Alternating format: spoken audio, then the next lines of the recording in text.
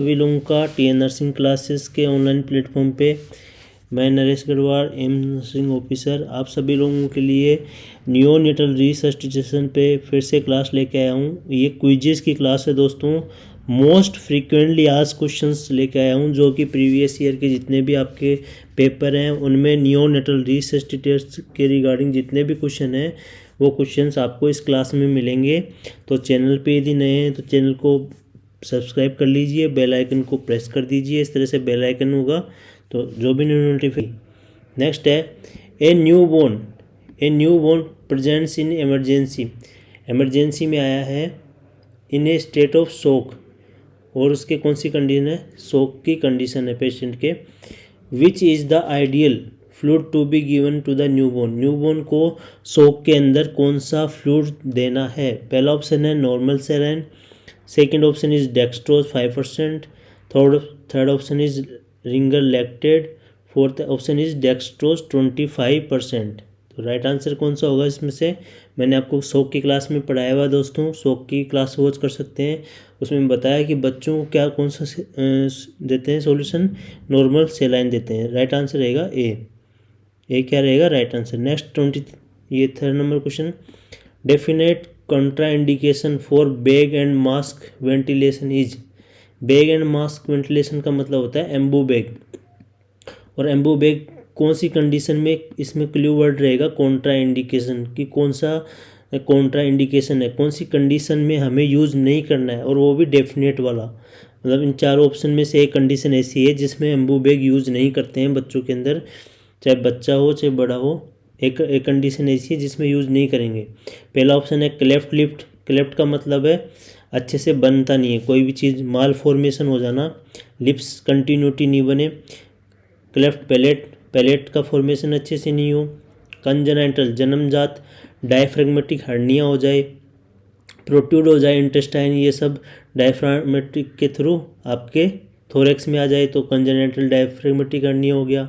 Umbilical hernia हो गया, umbilicus से बाहर की तरफ जो आपके एब्डोमेन के ऑर्गन है वो बाहर की तरफ प्रोट्रूड हो जाएंगे तो अम्बलाइकल हर्निया हो जाएगा। बताइए राइट आंसर कौन सा होगा, कौन सी कंडीशन में bag and mask ventilation use नहीं करना है। ये क्वेश्चन आपके प्रीवियस पेपर में आया हुआ है दोस्तों।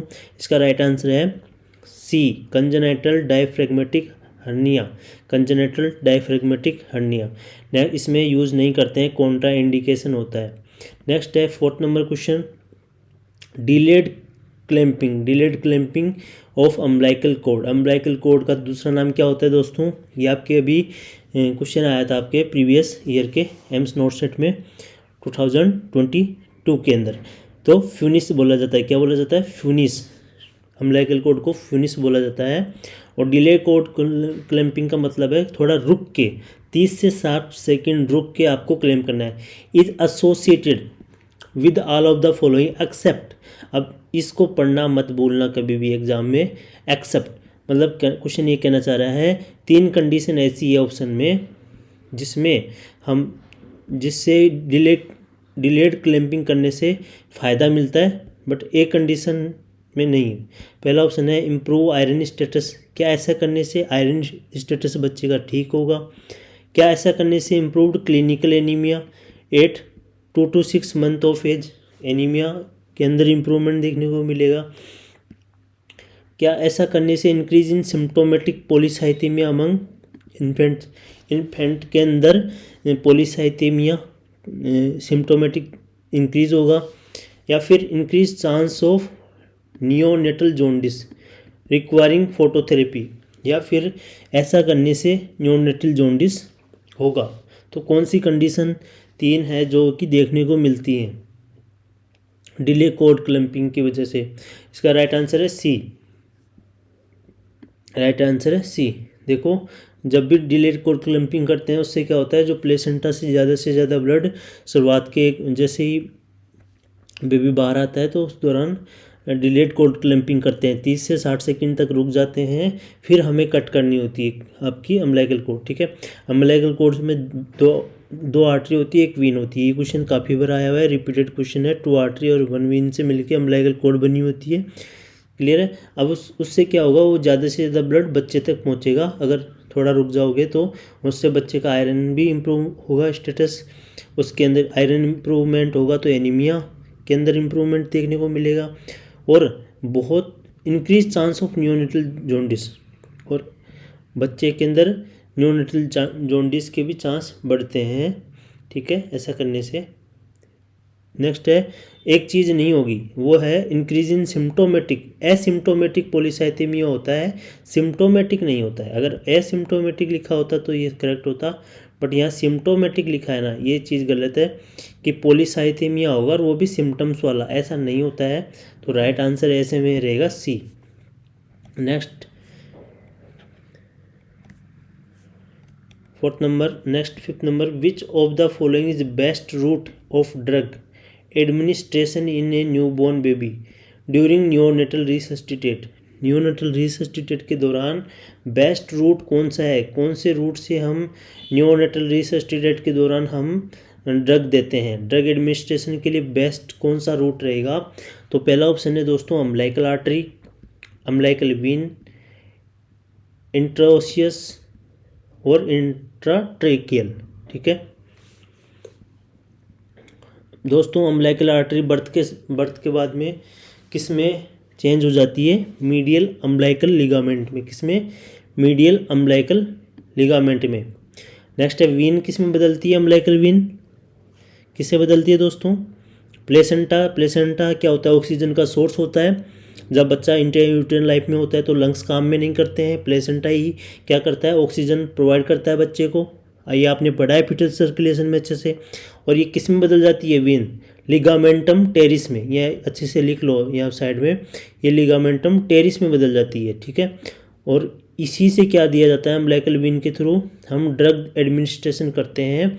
ये इजीली एसेसेबल होती है, हमें दिक्कत नहीं आती, इससे मेडिसिन देना आसान होता है। इसलिए जन्म के तुरंत बाद यदि बच्चे की तबीयत ख़राब होती है, बच्चे को हमें रिसस्टिटेट करना है, तो इस अम्बिलिकल वेन के थ्रू बेस्ट रहता है। ठीक है, इजी रहता है मेडिसिन देना। तो राइट आंसर क्या रहेगा, बी, अम्बिलिकल वेन। नेक्स्ट है special newborn care, special SNCU आपने पढ़ा होगा, SNCU special newborn care unit should comprise of. जो SNCU होता है उसके अंदर कितने बेड होते हैं, ये क्वेश्चन पूछना चाह रहा है, SNCU के अंदर कितने बेड होते हैं। पहला ऑप्शन है 4 bed, 4 bed, 2 rooming in. Rooming in का मतलब होता है माँ और बच्चे को एक साथ रखा जाए। ठीक है, ऐसी व्यवस्था, ऐसी 2 चेयर हों जहाँ पे माँ और बच्चे को साथ साथ रखा जाए। तो पहला ऑप्शन है 4 bed, 2 rooming in. Second option है 6 bed, 4 rooming in. Third option है 12 beds, 4 rooming in. Fourth option है 2 बेड्स, 6 रूमिंग इन। जी हाँ दोस्तों, सही आंसर है इसका सी, 12 बेड्स। कितने होते हैं SNCU में, 12 बेड्स और 4 रूमिंग इन, करेक्ट। नेक्स्ट आगे बढ़ते हैं, 7th number question, in neonatal resuscitate, neonatal resuscitate में chest compression to ventilation ratio, chest compression to ventilation ratio कितना होता है दोस्तों, वो भी किसका पूछ रहा है, एडल्ट का नहीं पूछ रहा है, नियोनेट का पूछ रहा है। चेस्ट कंप्रेशन, चेस्ट कंप्रेशन कितने टाइम करते हैं, 90 टाइम करते हैं 1 मिनट के अंदर। कितनी मिनट के अंदर, 1 मिनट के अंदर 90 टाइम्स करना होता है। प्लस और क्या करना होता है, वेंटिलेशन कितना हुआ,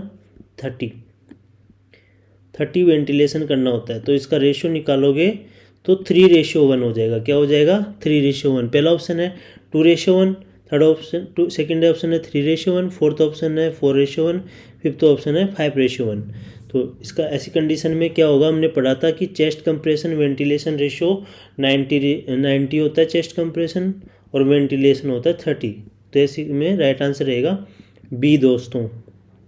ये क्वेश्चन भी बहुत ही ज़्यादा बार पूछा गया क्वेश्चन है, आपको अच्छे से रट लेना है। चेस्ट कंप्रेशन वेंटिलेशन नियोनेट में कितना होता है, 3:1। नेक्स्ट है 8 number question, to provide immediate care to all newborns, सभी न्यूबॉर्न्स को आप इमीडिएट केयर प्रोवाइड करा रहे हैं at birth, a health facility must have within its delivery room. Delivery room, a health facility must have within its delivery room. Delivery room में क्या होना चाहिए, ठीक है, क्वेश्चन ये कह रहा है जो भी हेल्थ फैसिलिटी है आपके पास में, वहाँ पे जो डिलीवरी रूम है उसके अंदर ऐसा क्या होना चाहिए ताकि आप इमीडिएट केयर प्रोवाइड कर सको सभी न्यूबॉर्न्स को, जो भी पैदा होगा बर्थ के बाद में तुरंत उसको इमीडिएट केयर प्रोवाइड करो। तो पहला ऑप्शन है न्यूबॉर्न केयर, सेकेंड ऑप्शन है newborn stabilisation unit, third option is SNCU, fourth option is home based newborn care unit. Yes दोस्तों, राइट आंसर है, सही पहचाना, राइट आंसर है A, newborn care corner. Newborn care corner होता है सभी delivery rooms के अंदर जहाँ पे इमीडिएट केयर प्रोवाइड की जाती है, सक्शनिंग ये सब बच्चे को की जाती है। करेक्ट। नेक्स्ट है 9th number question, dose of IV adrenaline. Dose of IV adrenaline को क्या बोलते हैं? एपिनेफ्रिन भी बोलते हैं। क्या बोलते हैं दोस्तों? एपिनेफ्रिन। ये मोस्ट पोटेंट कार्डियक होता है, कार्डियक स्टिमुलेटर होता है। ठीक है, ये कार्डियक को स्टिमुलेट करता है, ये पोटेंट होती है ड्रग। इंट्रम इन्फेंट के अंदर ड्यूरिंग नियोनेटल रिसस्टिटेट के दौरान कितना डोज यूज करना है, वो भी IV रूट से। देखो ये इंपॉर्टेंट है, IV रूट से कितना यूज करना है। मैंने ये एड्रेनलिन के बारे में नियोनेटल रिसस्टिटेट क्लास में अच्छे से बताया है कि IM में कितने देते हैं, इंट्राट्रेकल कितने डोज में देना है। क्लियर है? तो वहाँ पे आप वॉच करें अच्छे से ताकि यहाँ पे आपको क्वेश्चन में दिक्कत नहीं आए। पहला ऑप्शन है 0.1 से 0.3 ml/kg, इसमें रेशियो है 1000 का। सेकेंड ऑप्शन में भी 1000 रेशियो है। नेक्स्ट है थर्ड ऑप्शन 0.1 से 0.3 ml/kg, इसमें 1:10,000 है। 0.3 से 0.5 1:10,000। तो IV में पहले तो चीज़ ये याद रखना, हमें कितना यूज़ करना होता है, 1000 में यूज़ करना होता है। 10,000 में, कितने में? 10,000 में यूज़ करना होता है। आपको ये दिमाग में याद रखना है, IV में कभी भी 1000 यूज़ नहीं करते हैं, 10,000 में करते हैं। तो फिर आप आप इन ऑप्शन को हटा दोगे, ठीक है, अपने माइंड से हटा दोगे कि इनमें से तो नहीं है। अब 0.1 से 0.3 ml क्या रहेगा, इसमें करेक्ट डोज रहता है। तो राइट आंसर होगा C दोस्तों। और ये प्रीवियस एम्स नोटसेट 2022 के अंदर ये आया हुआ है। ठीक है, ये क्वेश्चन आया था और mg और ml के अंदर दोनों ऑप्शन था, कंफ्यूजन करने के लिए आपको। तो आपको याद रखना है 0.1 से 0.3 ml/kg of 1:10,000 is best answer. Next है 10 number question, identify the device shown below. जो इस इमेज के अंदर जो डिवाइस दिया हुआ है उसको पहचानना है आपको। पहला ऑप्शन है वेंचुरी मास्क, सेकेंड ऑप्शन है एम्बू बैग, थर्ड ऑप्शन है नेजल कैनुला, फोर्थ ऑप्शन है लेरेंजल मास्क एयरवे। तो कौन सा डिवाइस है दोस्तों? यस, करेक्ट आंसर है आपका B, Ambu bag is correct answer. Next 11 number question, most confirmatory sign of endotracheal tube intubation. ET tube जब इंट्यूबेट कर देते हैं तो आप कैसे कंफर्म करेंगे कि वो अपनी जगह पे है? अपनी जगह का मतलब है वो ट्रेकिया में है, इसोफेगस में नहीं जानी चाहिए। तो पहला ऑप्शन है चेस्ट राइस, चेस्ट उठी दिखेगी। ऑस्कल्टेशन, क्या सुन के पता करोगे कि ये अपनी जगह पे सही है, या फिर स्पायरोमेट्री करोगे, या फिर कैप्नोग्राफी होगा? राइट आंसर बताइए दोस्तों। यस, राइट आंसर है D, कैप्नोग्राफी, जिसको ETCO2 के नाम से भी जानते हैं। ये कन्फर्मेटरी साइन होता है एंडोट्रेकियल ट्यूब इंट्यूबेशन का। इसी तरह से आपसे पूछा जाता है कि आप जब नेजोगैस्ट्रिक ट्यूब NG ट्यूब करते हैं तो उस दौरान कन्फर्मेशन किससे करते हैं? आपका राइट होता है आंसर एक्सरे से। किससे? एक्सरे से। Next 12th number question, severe bradycardia. किसी बच्चे के सीवियर ब्रेडिकार्डिया का मतलब, ब्रेडी मतलब कम होना, कार्डिया हार्ट रेट का डिक्रीज होना, रोए बहुत ज़्यादा। इन्हें newborn is HR, heart rate कितने से कम हो जाए जब हम सीवियर ब्रेडिकार्डिया कहेंगे, ये आपको पहचानना है। सीवियर ब्रेडिकार्डिया कंडीशन कौन सी होती है? पहला ऑप्शन है less than 40 minute, second option है less than 60 minute, third option है less than 80 minute, fourth option है लेस देन 100 मिनट। तो राइट आंसर क्या होगा दोस्तों? यदि आप थोड़ा परेशानी हो रही है आपको चारों ऑप्शन में से सही आंसर को पता करने में, तो आप क्लास वॉच करें, फिर आप इस क्वेश्चन सेशन को अटेंड करें। पहला इसका राइट आंसर रहेगा B, less than 60 per minute. Less than 60 minute per minute क्या रहेगा? बेस्ट ऑप्शन रहेगा। नेक्स्ट बात करते हैं what is this instrument recommended to be used neonatal resuscitate. इस कंडीशन में क्या रहेगा दोस्तों सही आंसर। पहला ऑप्शन है कार्डियक मॉनिटर, सेकंड ऑप्शन है pulse monitor, pulse oximeter, third option है बिलरुबिनोमीटर, फोर्थ ऑप्शन है फ्लक्समीटर। इस इमेज में जो दिया गया है ये नियोनेटल रिसस्टिटेट में यूज़ होता है और इस इंस्ट्रूमेंट का नाम बताना आपको, इसको पहचानना है ये किस चीज़ कौन सा डिवाइस है। यस सही आंसर है बी। ये क्या है दोस्तों, पल्स ऑक्सीमीटर है। क्या है, पल्स ऑक्सीमीटर। नेक्स्ट है नॉर्मल टेम्परेचर पूछ रहा है न्यूबॉर्न का। Normal temperature of newborn, newborn का नॉर्मल टेम्परेचर क्या होता है। ये भी नोट सेट 2022 के अंदर पूछा गया था दोस्तों। ये इंपॉर्टेंट है, ये क्लास आप सभी लोगों के लिए और इसके क्वेश्चन नियोनेटल रिसस्टिटेट के, क्योंकि यहाँ से 2 से 3 क्वेश्चन ज़रूर पढ़ते हैं एग्जाम में यदि आप पीडियाट्रिक से कंसीडर करो कि कितने मतलब कौन से टॉपिक से क्वेश्चन ज़्यादा आते हैं। पहला ऑप्शन है 34.5 से 35.5 डिग्री, सेकंड ऑप्शन है 35.5 से 36.5 डिग्री, थर्ड ऑप्शन है 36.5 से 37.5 डिग्री, फोर्थ ऑप्शन है 37 से 38.5 डिग्री।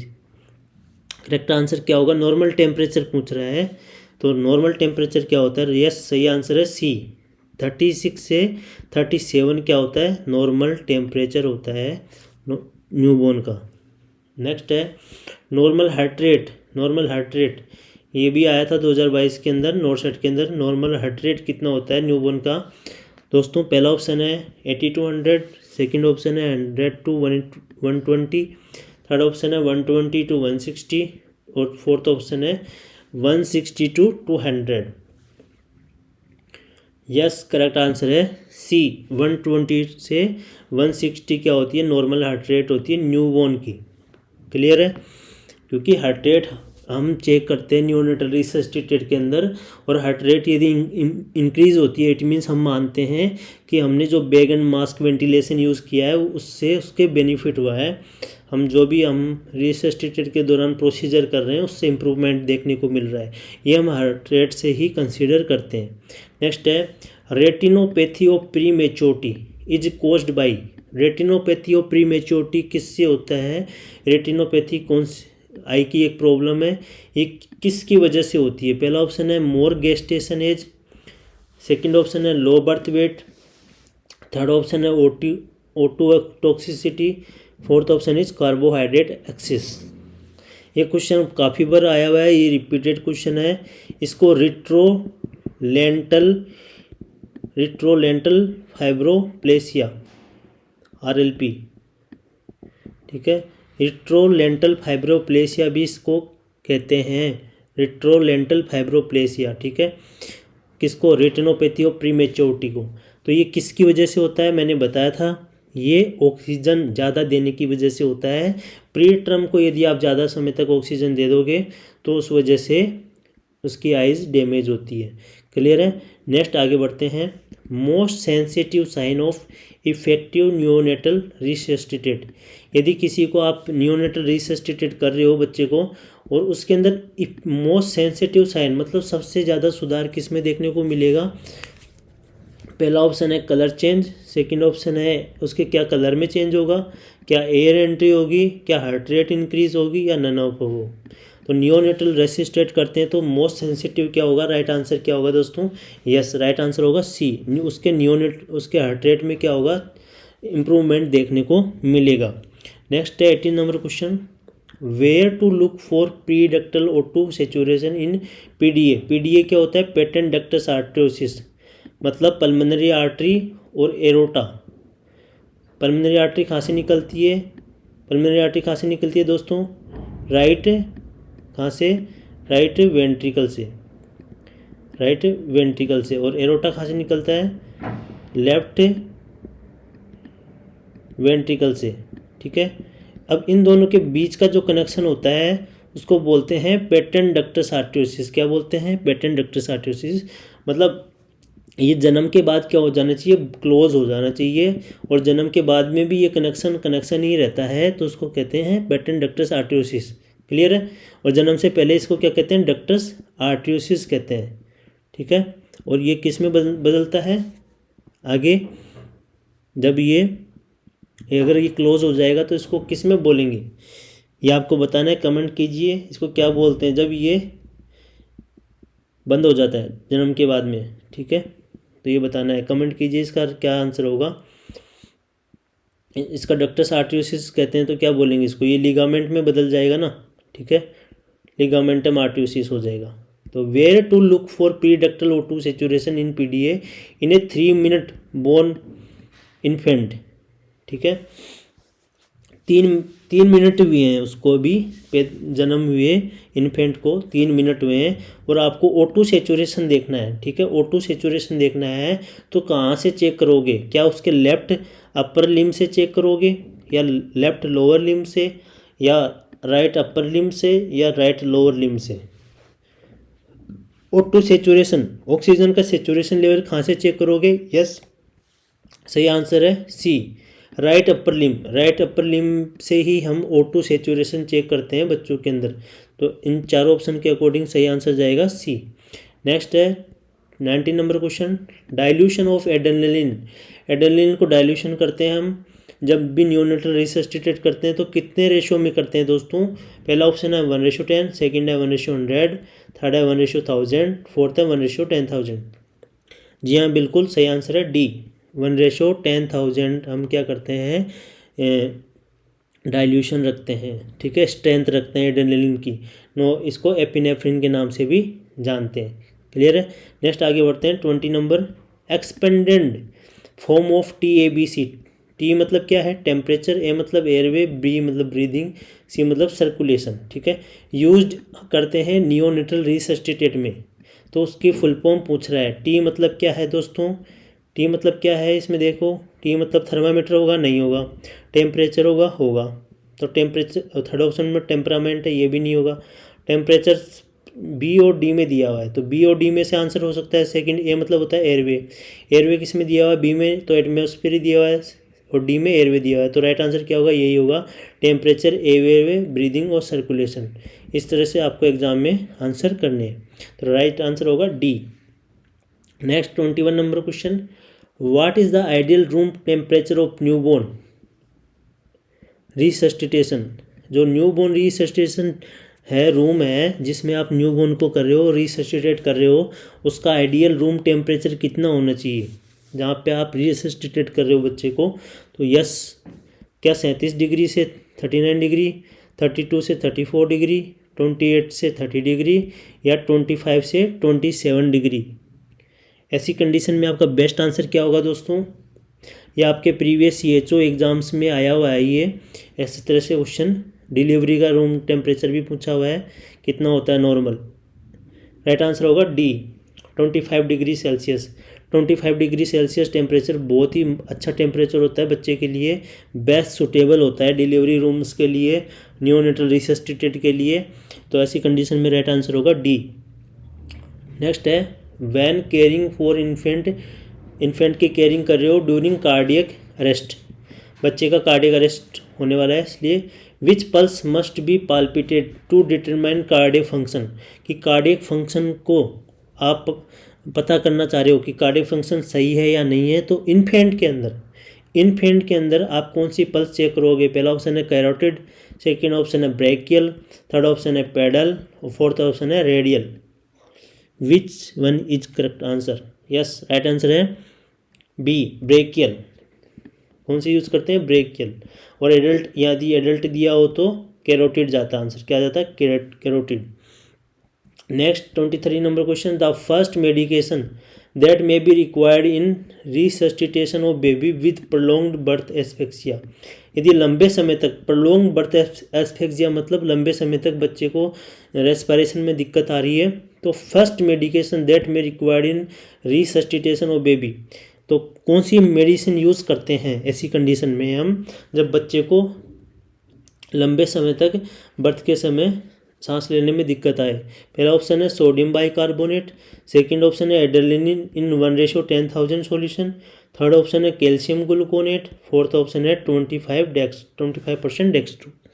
ऐसी कंडीशन में दोस्तों राइट आंसर होगा, यस सही आंसर है आपका बी, एड्रेनलिन, जिसको एपिनेफ्रिन के नाम से जानते हैं, 1:10,000 में। क्लियर है। नेक्स्ट है 24 number question, what should be the size, size पूछ रहा है किसकी, एंडोट्रेकियल ट्यूब की, फॉर ए न्यू बोर्न जिसका वेट है 2000 से 3000, 2 से 3 किलो वेट बच्चे का है, तो कितनी साइज की एंडोट्रेकियल ट्यूब यूज़ करनी है। क्लियर है दोस्तों। पहला ऑप्शन है 4.0, सेकंड ऑप्शन है 3.0, थर्ड ऑप्शन है 2.5, फोर्थ ऑप्शन है 3.5। क्या होगा बेस्ट आंसर? यस, सही आंसर है डी 3.5। कितनी यूज़ करेंगे इसके लिए? 3.5 यूज़ करेंगे दोस्तों। ये क्वेश्चन प्रीवियस ईयर का ही क्वेश्चन है, ये आपके आया हुआ है।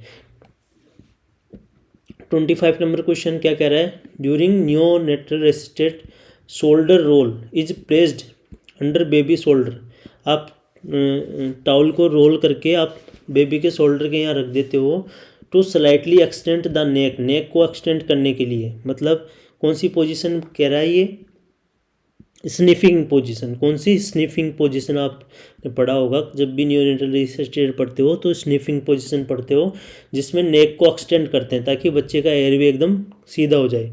दिस इज बिकॉज, ऐसा क्यों करते हैं, नेक को एक्सटेंड क्यों करते हैं, इससे क्या फ़ायदा होने वाला है बच्चे को?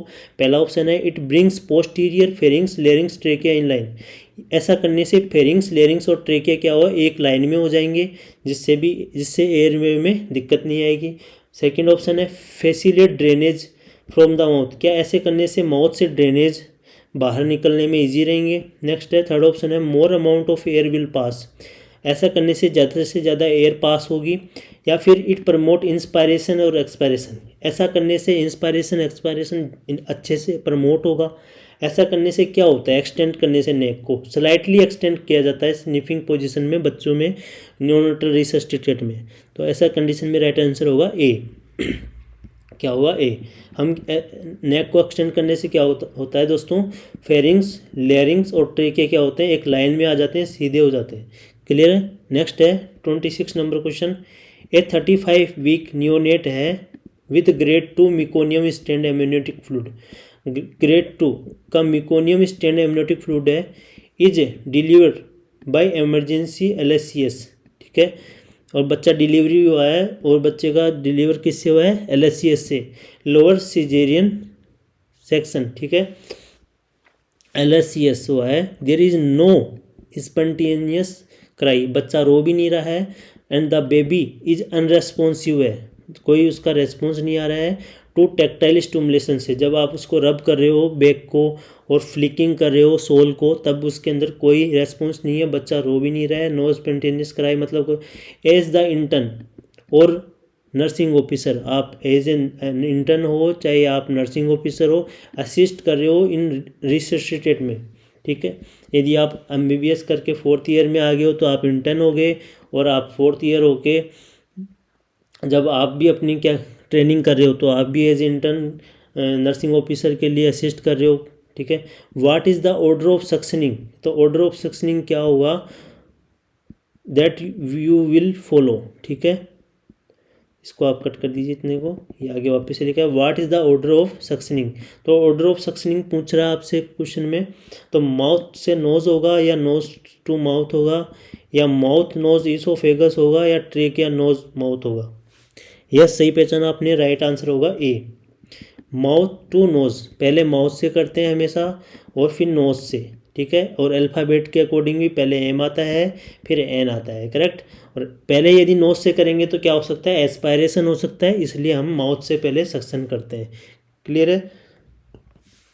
नेक्स्ट 27 नंबर क्वेश्चन है, what is the ideal ratio of compression to ventilation ratio that you would use in the resuscitate of newborn. Newborn को रिसस्टिटेट करते हो तो कंप्रेशन वेंटिलेशन रेशियो कितना रखा जाता है दोस्तों? पहला ऑप्शन है 30:2, सेकंड ऑप्शन है 5:1, थर्ड ऑप्शन है 3:1, फोर्थ ऑप्शन है 2:1।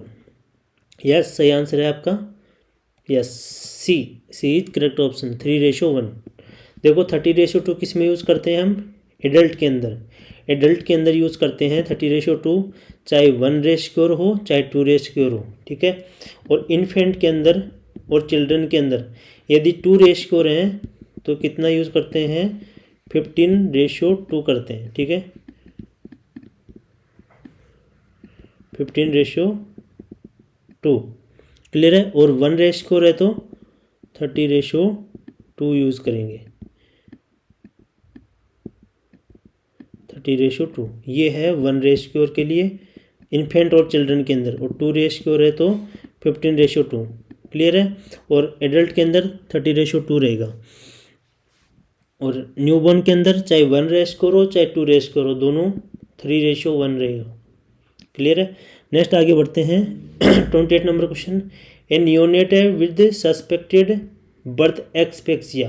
आपको लगता है कि न्यूबॉर्न जो है उसके अंदर सांस में दिक्कत आ रही है, एस्पेक्सिया हो रहा है, is intubated in the labour room after bag and mask ventilation. पहले उसके bag and mask ventilation use किया, फिर उससे उसमें फ़ायदा नहीं मिला तो आपने इंट्यूबेट किया।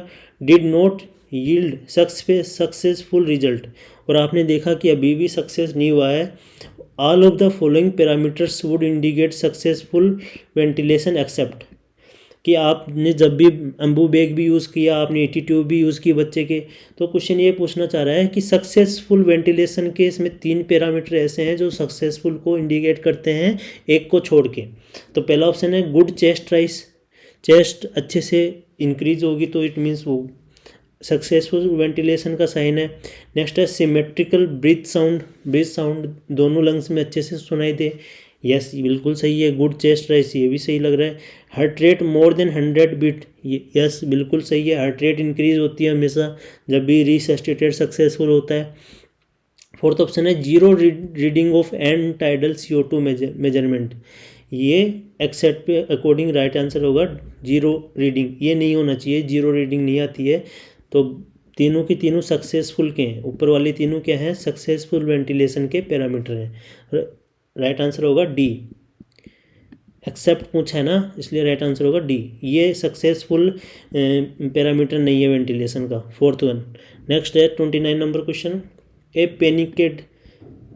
पेनिक्ड primi gravida at 38 week of gestation, मतलब ट्रम्प का बच्चा है, rushes to the ER at 3 AM as she had not appreciated any fetal movement since 10 PM, रात को 10 बजे कोई भी फिटल मूवमेंट नहीं हुआ था, वो 3 बजे आई है। She is taken up for an emergency caesarean section के लिए इमरजेंसी में आई है in view of fetal distress, और देखने को मिला कि फिटल डिस्ट्रेस में है। फॉलोइंग डिलीवरी के बाद द इन्फेंट व साइनोटिक है और एपनिक है, इसमें इंपॉर्टेंट वर्ड है एपनिक, बच्चा क्या है, एपनिक है। कुछ सेकंड के लिए यदि सांस रुक जाती है 20 सेकंड के लिए तो उसे क्या कहते हैं, एपनिक।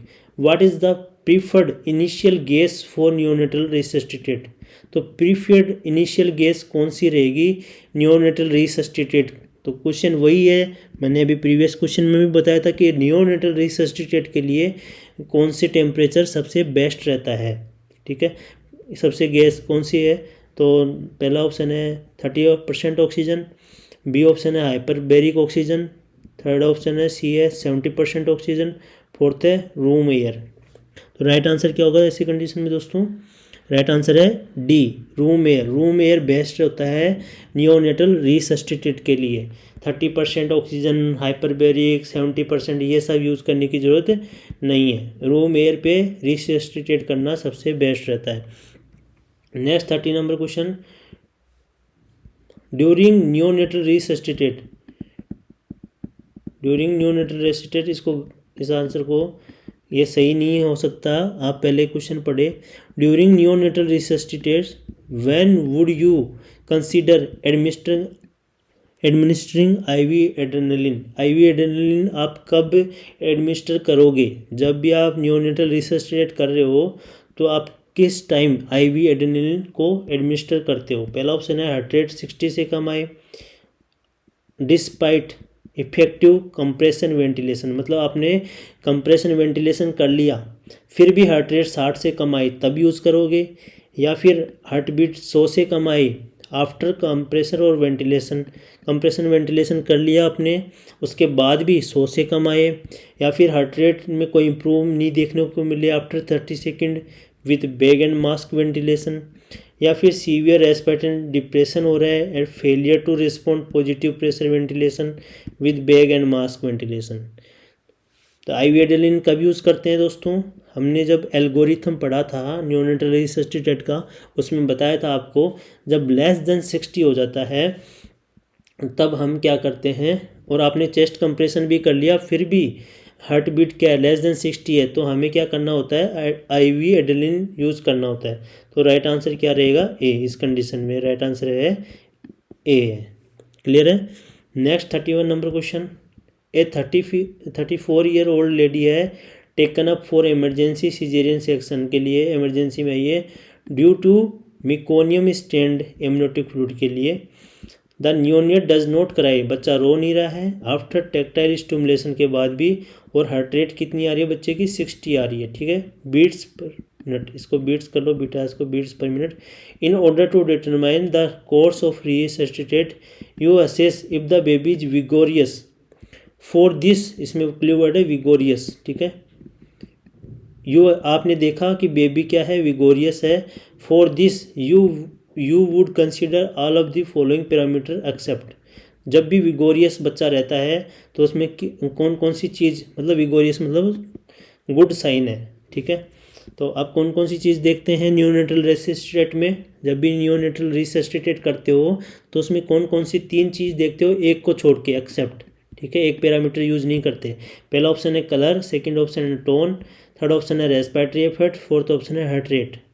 यस, हम HRT चेक करते हैं, हार्ट रेट चेक करते हैं, रेस्पिरेशन चेक करते हैं, टोन चेक करते हैं। टोन और रेस्पिरेटरी इफेक्ट कैसे होनी चाहिए?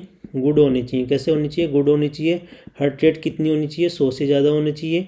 क्लियर है? हम कलर को चेक नहीं करते हैं, इस पैरामीटर को चेक नहीं करते हैं, तो राइट आंसर होगा ए। क्या होगा? ए। 32 नंबर क्वेश्चन देख लेते हैं हम।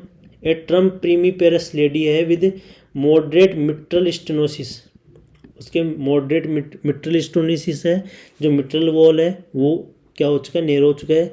Receive 2 doses of meperidine 2 hour before delivery, delivery से 2 आवर पहले क्या लिया उसने? मेप्रिडिन लिया है।